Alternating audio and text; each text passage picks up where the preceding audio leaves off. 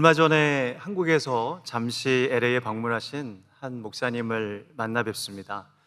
만나면서 식사도 하고 유익한 시간을 보냈는데요. 충청도가 고향이신 그 목사님은 대화 중에 재미있는 이야기를 하나 해주셨는데, 충청도 사람들의 특징은 긴 이야기를, 힘들고 아픈 이야기를 굉장히 짧게 해학적으로 표현한다라는 것이었습니다. 보통 두 음절로 많이 줄여서 얘기하시는데, 예를 들면 서울말로 어서 오세요, 환영합니다, 그거를 충청도에서는 두 자로 이렇게 말한다고 합니다. 와슈. 서울말로는 아이고 아닙니다, 저는 괜찮습니다 라고 이런 사양하는 말을 두 자로 이렇게 말한다고 해요. 네, 되슈. 네. 서울말로 괜찮으시다면 저와 함께 춤을 추시겠습니까? 라는 좀 어려운 문장도 충청도에서는 두 자로 이렇게 줄여서 말한다고 합니다. 출겨? 마지막으로 서울말로 수산시장에서 영덕게를 제가 사와서 맛있게 삶아서 대접하려고 하는데 드시고 가실 거죠? 라는 긴 문장도 충청도에서는 딱 두 자로 다음과 같이 줄여서 말한다고 합니다. 개혀?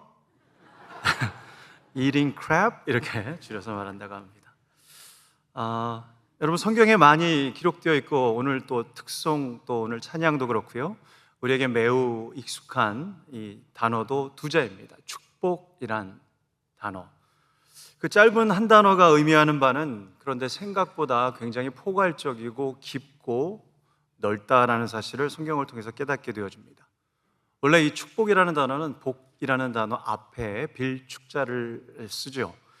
그래서 축복이라고 우리가 보통 많이 불러왔는데, 어떤 분들은 그런 얘기를 하시더라고요. 하나님은 복을 주시는 분이시지 복을 빌고 계시는 분은 아니시다. 그래서 우리가 축복이라는 단어보다 그냥 복이라는 단어로 쓰면 더 좋다, 물론 이렇게 이야기를 해주시는데요. 근데 한국의 어감상 또 저를 축복하소서라는 표현이 오히려 제게 복 주소서라는 표현보다 조금 더 공손한 느낌을 주기도 합니다. 그래서 많은 사람들은 굳이 복이냐 축복이냐를 따지기보다 우리가 그 안에 성경적인 담겨있는 의미를 잘 깨닫고 실천하는 것이 더 중요하겠다라고 생각을 합니다. 우리는 일반적으로 복 또는 축복이라는 단어를 너무나 자주 쓰고 알고 있는데, 좀 그 의미에 대해서 오해할 때가 종종 있는 것 같습니다.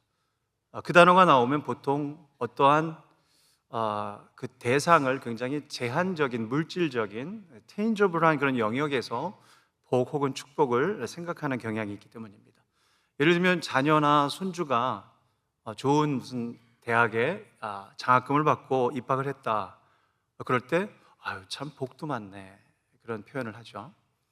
또 세상에서 좋은 직장에 들어갔거나 아니면은 아주 높은 직위에 올랐거나 아주 유명한 사람이 되었을 때 그 사람 참 하나님께 복을 많이 받았어 라는 말을 하기도 합니다. 또 연세가 있으신데도 몸이 어디 아픈 데 하나도 없고 건강하시면 참 복이 많다, 우리가 그런 생각을 하죠. 그런 이야기를 하곤 합니다. 그런데 성경에 보면 복 혹은 축복은 이렇게, 물론 이런 것들을 다 포함하지만 이렇게 한시적인 번영만을 이야기하는 것이 아니라 좀 더 높고 좀 더 넓고 좀 더 영속적인 의미도 포함하고 있는 것으로 우리가 깨닫게 되어집니다. 그래서 오늘 본문 말씀은 대단히 중요한 복에 관련한 말씀입니다. 왜냐하면 성경적인 복이 과연 어떠한 것인지 우리가 오늘 본문을 통해서 핵심 진리를 배울 수 있게 되기 때문입니다. 내가 복을 받는 데서 그치지 않고 오늘 본문은 한 걸음 더 나아가서 우리가 복의 통로 혹은 축복의 통로로 살아갈 것을 초청해 주시고 불러주시고 있는 본문이기 때문이죠. 오늘 본문은 우리가 복의 통로가 되려면 우선적으로 가장 먼저 해야 될 게 있다라고 다음과 같이 말씀해 주시는데요. 먼저 첫 번째 메시지를 한번 스크린을 통해서 우리 한번 같이 읽어보면 좋겠습니다. 준비되셨으면 같이 읽어볼까요? 시작. 복의 근원이 누구신지를 깨달아야 한다라는 것입니다. We must realize the giver of the blessings. 복을 주시는 분이 누구신지를 깨닫지 못하면 복의 통로가 당연히 될 수 없는 것이죠. 자, 오늘 본문이 시작되는 창세기 12장 2절 3절 말씀을 보면 제가 녹색으로 표기해 두었는데요, 내라고 표현된 이 단어는 당연히 하나님을 말씀하고 있습니다. 그래서 하나님께서 큰 민족 이루시고 하나님께서 우리에게 복을 주시고 하나님께서 우리에게 복을 내리신다라고 반복해서 복의 근원, the giver of the blessing을 우리에게 표기해 주고 보여주시고 계십니다.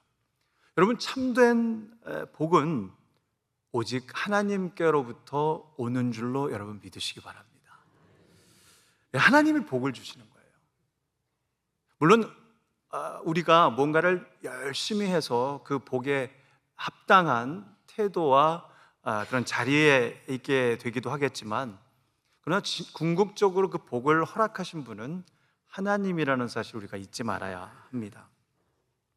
여러분, 하나님께 복을 받잖아요. 그러면 자녀들도 그렇고 여러분들도 그렇고 절대로 잘못되어지지 않습니다. 안전한 복이에요. 안전한 복. 하나님께 복을 받으면 오만해지지도 않고 그 죄의 늪에 빠져서 멸망에 빠지지도 않게 됩니다. 그런데 그에 반해서 또 다른 그 가짜 복이 있어요. 사탄이 주는 복이 있는데 그 복은 겉으로는 비슷합니다. 그런데 그 사탄은 부귀영화로 우리를 미혹합니다. 그래서 예수님도 세상의 영광을 보여주며 심지어는 미혹하고자 했었으니 얼마나 사람들을 쉽게 미혹할 수 있는지 모릅니다. 자기에게 절하면 이거 다 주겠다는 거예요. 이 자리, 이 돈, 이 영광 다 주겠다라고 우리를 유혹하고 있습니다. 그런데 이 사탄이 주는 제사밥 받아먹기 시작하면요, 먹으면 먹을수록 더 배고파집니다. 받으면 받을수록 더 탐심이 생겨요. 마시면 마실수록 더 목말라져요. 마치 목마른데 소금물을 퍼먹으면 더 목말라지게 되는 것과 비슷합니다. 사탄이 주는 제사밥 먹으면요, 목이 뻣뻣해지고 죽어요. 열매가 아주 위선적인 열매가 나오기 시작을 합니다. 멀쩡해 보이던 사람이, 신앙생활 잘하던 사람이 갑자기 이상해져요. 그리고 마음이 망가지고 인생이 막 어려워지고 비뚤어지기 시작을 합니다. 메말라지기 시작을 해요. 하나님의 나라를 생각하기보다 자기 자신을 생각을 해요. 자기 자신만 생각하고 나의 가족만 위해서 살아가다가 결국은 후회하며 데스베드에서 내가 왜 이렇게 살았지? 라고 후회하며 세상을 떠나게 되는 안타까운 일이 벌어지기도 합니다. 예전에 제가 신방 중에 한 교우님을 방문했는데 이런 질문을 저에게 하셨어요. 목사님, 제가 의사 말대로 먹으라는 약 꼬박꼬박 잘 먹고 하라는 거 다 했는데 왜 제 몸이 좋아지지 않고 계속 이렇게 아프죠? 라고 저한테 고통 가운데 물어보셨어요. 그래서 제가 이렇게 답변해 드렸습니다. 집사님, 주님께서 물론 의사나 의약품을 사용하시죠. 그런데 우리에게 치유를 주시는 분은요, 집사님이 하나님이라는 사실을 조금 더 견고하게 믿으셔야 될 것 같아요. 우리의 의지가 의사와 약에만 있게 되면 하나님께서 그때를 좀 지체하실 때도 있는 것 같습니다. 치유의 복을 주시는 여호와 하나님을 한번 전심으로 의뢰해 보세요 라고 제가 권면해 드렸습니다. 베들의 성도 여러분, 오늘 본문에 복을 주시다라는 단어가 2절과 3절 두 구절에 4번이나 나와요. 바락이라고 하는 히브리어 단어입니다. 이 단어는요, 복을 주다, bless라는 뜻도 있지만 to kneel down, kneel 이런 뜻도 있어요. 무릎을 꿇다. 한번 따라해 볼까요? 무릎을 꿇다. 참 아이러니하죠. 복을 주시는 단어 안에 우리 인간적인 차원에서 무릎을 꿇으라는 의미도 들어있는 거죠. 역대하 6장에 보면 솔로몬이 무릎을 꿇고 기도하는 장면이 나오는데 그때 이 바락이라는 히브리어가 사용되는데 성전 봉헌식을 하고 있는 장면입니다.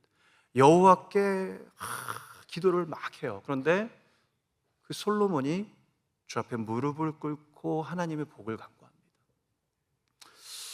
여러분, 성경에도 보면 그런 무릎을 꿇고 하나님의 복을 받는 많은 위인들이 나오죠. 하나님은 그렇게 겸손하게 무릎을 꿇는 사람들에게 예비하신 복을 주시고 복의 통로가 되게 하시는 것을 보게 됩니다. 찬송가를 봐도 한결같이 그렇게 고백합니다. 예를 들면 복의 근원 되신 주 찬양하라, 모든 만물 주님께 찬양하라. 어떤 분은 제 노래가 자장가처럼 들리시나 봐요. 눈을 살짝 감아주세요. 이런 노래도 있고요. 또 만복의 근원 하나님, 온 백성 찬송 드리고, 다 복에 관한 찬양이죠. 또 이런 찬양도 있습니다. 복의 근원 강림하사. 다른 교회에서는 이 정도 부르면 같이 따라 부른다고 하더라고요. 네. 우리 한번 같이 불러볼까요? 시작. 복의 근원 강림하사 찬송하게 하소서. 아멘. 주님께서 사랑하신 우리 베델의 성도 여러분,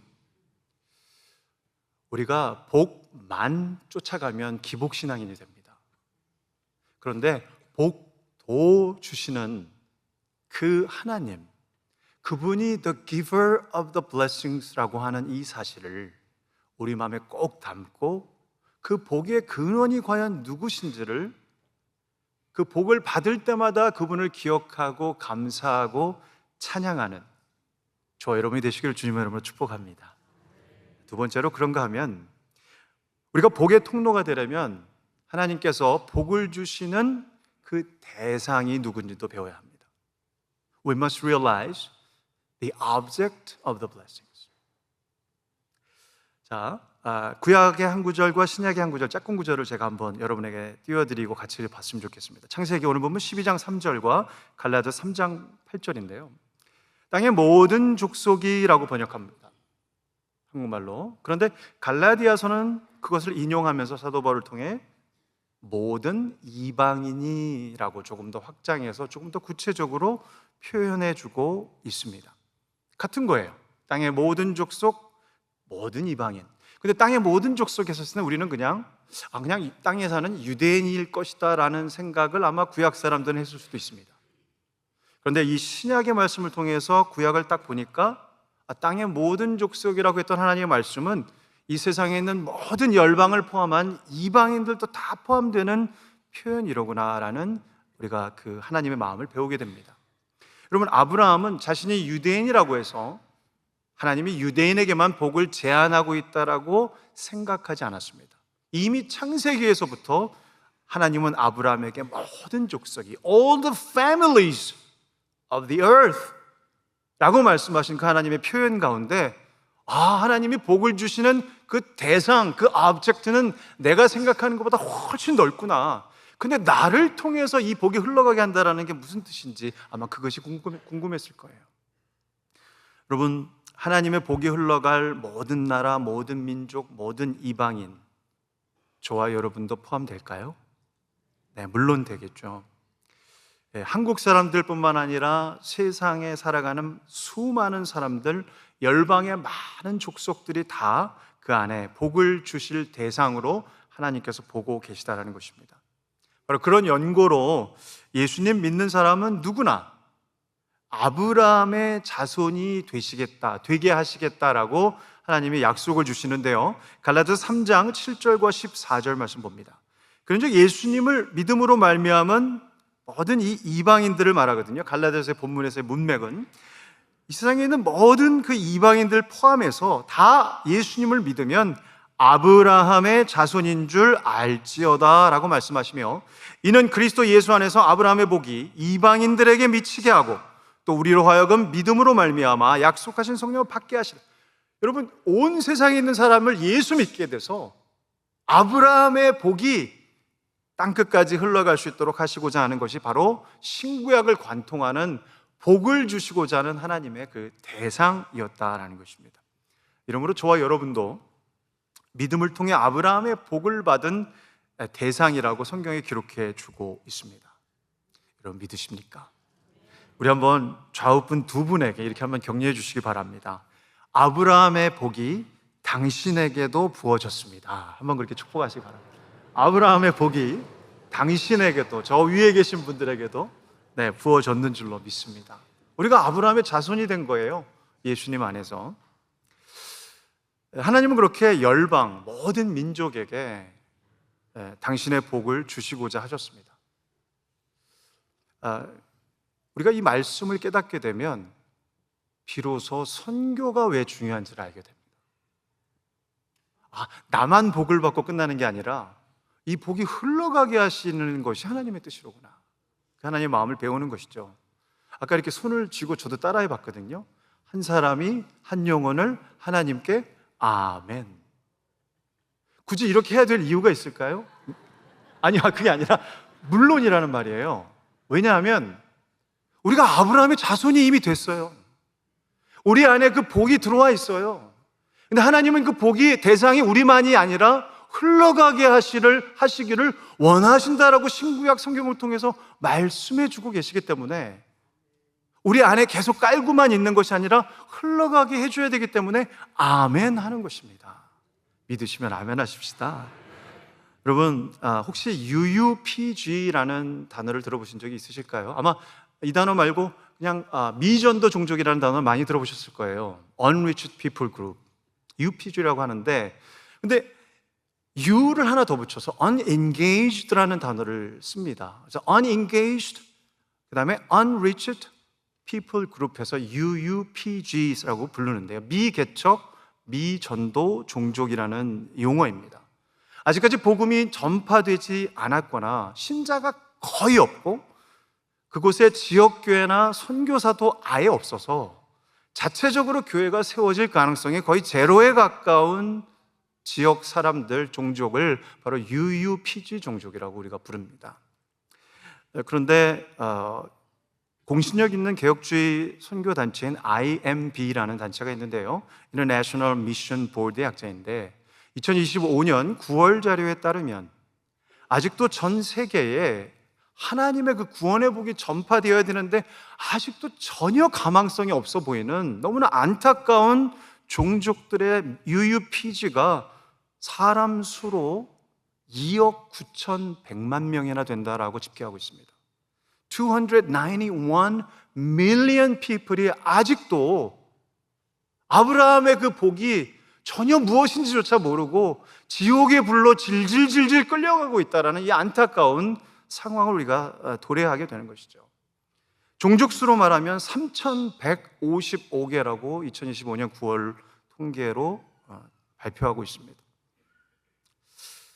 사랑하는 여러분, 저와 여러분이 아브라함의 후손으로서 예수의 복을 받은 사람으로서 이런 소식을 들을 때 우리는 내가 복을 받고자만 했고 복의 통로가 나를 불러주신 그 주님의 부르심에 내가 반응하지 못하며 살지는 않았는가라는 생각을 해봐야 할 줄로 믿습니다.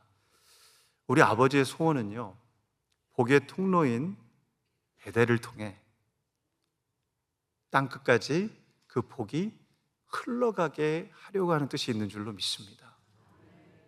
바로 여러분 한 사람을 통해서. 목사님, 저는 나이도 많고 저는 몸도 안 좋고요, 재정적으로도 힘들어요. 그리고 기도 제목이 너무 많아가지고 제 앞가름하기도 힘든데요. 혹시 그런 생각을 저랑 비슷하게 하고 계시는 분이 계신지 모르겠습니다. 그럼에도 불구하고 여러분은 복의 통로이십니다. 하나님은요, 여러분을 향한 놀라운 계획과 부르심이 있어요. 여러분을 통해서 아직도 복음이 무엇인지조차 모르는 사람에게 네가 그 중간에 마중물이 되어서 통로가 되어주지 않으련 라고 우리를 오늘 말씀을 통해서 불러주시고 계십니다. 자, 이와 연결되어서 마지막으로 우리가 축복의 통로가 되려면 복의 근원이 누구신지를 알아야 되고 복의 대상이 누구인지를 파악한 다음에 복의 내용이 무엇인지를 마지막으로 보아야 합니다. 한번 같이 읽어볼까요? 3번 시작. 복의 내용이 무엇인지를 깨달아야 한다. We must realize the contents of the blessings. 창세기 12장 3절 말씀 봅니다. 땅의 모든 족속이 너로 말미암아 복을 얻을 것이라 하신지라. 여러분, 구약의 패시지를 보면요, 복의 내용은 조금 불분명해 보여요. 네. 네, 그래서 우리가 이 히브리서에 보면 구약은 모형이요 그림자다라고 말합니다. 신약이 바로 실체다라고 말해요. 네, 참 형상이다라고 말합니다. 그래서 우리가 성경을 해석할 때 점진적인 계시이기 때문에 신약의 빛으로 구약을 해석하는 것이 옳습니다. 그래서 제가요, 갈라디아서 3장 8, 9절에서 14절 말씀을 한번 여러분에게 띄워드립니다. 조금 더 구체적으로 알 수가 있게 돼요. 복의 컨텐츠, 내용이 무엇일까? 한번 보시면요, 하나님이 이방을 믿음으로 말미암아 의롭다 칭하실 것을 성경에 미리 알고, 제가 1번 이렇게 표기해놨습니다. 먼저 아브라함에게 무엇을 전했대요? 복일 줄 알았는데 복음을 전했대요. 이거 잘못 번역된 거 아니야? 딱 보니까 The Gospel. 하나님이 아브라함을 불러서 하늘의 별을 보여주시면서 전해주셨던 그것이 바로 복이기도 했지만 동시에 복음이었다라는 사실을 믿으시면 아멘 하시기 바랍니다. 그것을 믿음으로 말미암아 의로 칭해 주셨던 거예요. 그 하나님의 구원의 원칙은 구약부터 지금까지 전혀 변함이 없습니다. 복음을 들려주시고 믿음을 통해서 은혜에 의해서 건전해 주신 하나님의 역사.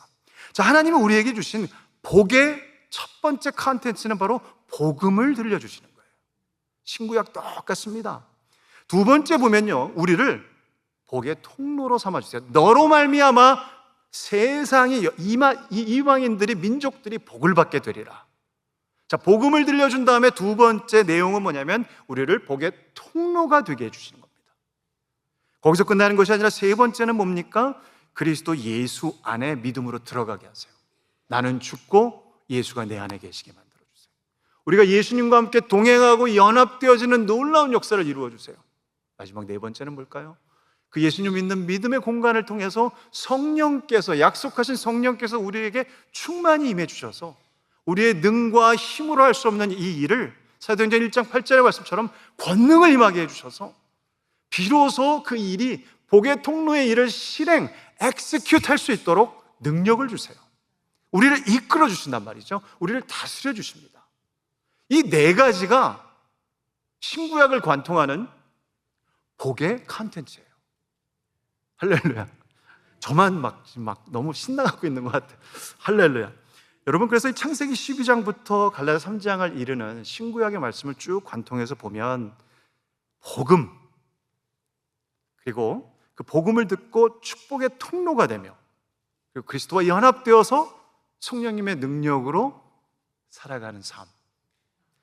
저와 여러분에게 이 네 가지 종합 선물 세트가 이미 있는 줄로 믿습니다. 여러분, 주님께서 우리에게 주시고자 하는 이 복을 우리 베델 50주년 맞은 우리 베델 위에 충만하게 누리고 나누고 전하는 아멘 하는 베델교회가 되기를 주님으로 축원합니다. 그런데 여러분, 딱 한 가지만 제가 말씀드릴게요. 부록으로 요거 말씀드리고 끝나려고 하는데, 창세기 12장 3절에 우리 마음에 조금 받아되는 내용이 하나가 나와요. 12장 그 다음 스크린 보면요, 너를 축복하는 자에게 내가 복을 내리고, 그런데 같이 읽어봅니다. 시작. 너를 저주하는 자에게 내가 저주하리니. 불사. 여러분, 저주라는 단어가 우리에게 등장을 해요. 신약에도 보면 마태복음 5장에 보면요, 팔복의 말씀이 나오는데, 복에 대한 말씀을 하시다 갑자기 예수님이 애통하는 자가 복이 있다라고 말하고요, 의를 위하여 박해, 핍박을 받는 자가 복이 있다라고 말합니다. 슬픈 일이 있어도 복이 되고 박해가 있어도 복이 된다라고 말해요. 이건 뭐지? 라는 생각을 하게 됩니다. 복은 우리는 보통 그냥 나이브하게 좋은 거, 평안한 거, 잘 되는 거, 형통한 거, 번영을 이루는 거로만 생각하는데, 복 안에 이러한 애스펙이 있을 수 있다라는 거예요. 창세기에 보면 요셉이 나와요. 전 요셉이라는 인물을 너무 좋아해서요, 저희 강아지를 기를 때마다 요셉이라고 이름을 쳐요. 너무 좋아해서. 근데 여러분, 요셉을 보면 참 어려움을 많이 겪어요. 형님들한테 시기와 질투를 받고 미움을 받죠. 여러분들 가운데도 주변에 시기와 질투와 미움을 받으며 지금 조금 힘들어 하시는 분이 있을 수도 있습니다. 저기 보니까 한 분 계신 것 같습니다. 또 요셉은 어떻게 됩니까? 미움만 받는 게 아니라 심지어는 죽음의 위기에도 처해요. 구덩이에도 빠져버려요. 버림을 받아요. 그리고 노예로 돈을 받고 팔려버려요. 여러분, 이거는요 거의 고난의 극단이에요. 극단. 이런 고난 겪으면 하나님 부인하기 쉽습니다. 하나님 안 믿고 싶어 하는 생각이 들기도 해요. 거기서 끝난 게 아니라 웬 이상한 아주머니 한 분이 요셉을 누명에 씌우죠. 그래서 감옥에까지 들어가요. 그렇게 신실하게 살았는데, 그렇게 거룩하게 살고자 힘썼는데, 아니 이게 뭡니까? 아니 왜 이런 저주가 임하는 거예요? 아니 왜 이런 어려움이 내 인생에 임하고, 왜 이렇게 고통이, 질병이 내 삶을 떠나지 않는 것입니까? 도대체 하나님이 주시는 복은 내 삶에 어디에 있는 거예요? 그런데 거기에 끝이 아니라는데 우리의 소망이 있는 줄로 믿습니다. 여러분, 고난이 있을 수 있지만 그것이 끝이 아니라는 사실입니다. 마지막 창세기 50장 19절에서 21절에 요셉이 이렇게 고백을 해요. 어떤 학자들은 창세기 결론이라고 말합니다. 이렇게 말합니다. 요셉이 그들에게 이르되, 같이 읽어볼까요? 20절 말씀 시작. 당신들은 나를 해하려 하였으나 하나님은 그것을 선으로 바꾸사. 한 번만 더요. 시작. 하나님은 그것을 선으로 바꾸사 오늘과 같이 많은 백성의 생명을 구원하게 하시려 하셨다. 하나님이 지금 요셉의 고통까지 무엇으로 쓰신 거예요? 복의 통로가 되게 하셨구나. 여러분, 고난이 끝은 아닙니다. 그런데 하나님은 그 고난마저도 함께 세트로 묶으셔서 때로는 복의 통로의 길이 되도록 섭리하실 때도 있다라는 사실입니다. 로마서 8장 28절 우리 잘 아는 말씀이죠. 하나님 사랑하는 자 곧 그의 뜻대로 부르심을 입은 자들에게는 모든 것이 어떻게 해요? 합력해서 선을 이루게 하신다. 여기 주어는, 한국말의 주어는 꼭 그러다 보면 어쩌다가 그렇게 될 거라는 것처럼 보이는데, 영어로나 원어로는 그렇잖아요. 주어가 분명합니다. 주어는 바로 하나님이에요. God causes all things to put together for final good. 최후선을 위해서 하나님이, 주권자이신 그분이 이 모든 것을 다 합력해서 선을 이루게 하실 것이라는 사실입니다. 사랑하는 여러분, 고난은 우리의 과정일 뿐입니다. 고난은 최후 결과가 아니에요. 하나님은 반드시 합력해서 여러분의 삶에도 최우선을 이루게 하실 줄로 여러분 믿으시기 바랍니다. 그래서 마지막으로 시편 115편 15절 말씀을 같이 읽습니다. 시작. 너희는 천지를 지으신 여호와께 복을 받는 자로다. 한 번만 더요. 시작. 너희는 천지를 지으신 여호와께 복을 받는 자로다. 아멘. 기도하겠습니다.